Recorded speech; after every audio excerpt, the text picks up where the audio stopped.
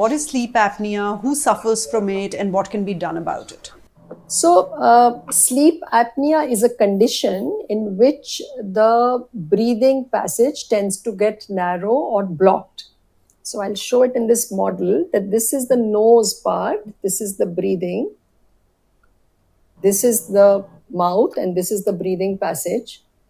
So, normally this is an open passage, and you breathe in and you breathe out, there is no sound. Snoring is a sound produced when this breathing passage is narrow, and then if this breathing passage totally gets occluded, that's called as an apnea. Apnea means a pause in the breathing. So these pauses can occur multiple times at night, from even 10 times. We call it, normally we measure it per hour of sleep. So it can be 10, 20, 30, 40. We've seen 60, 70, 80, 90, 100 times per hour of sleep. Results in oxygen dropping. So decreased oxygen in the body also produces stress for the brain and the body.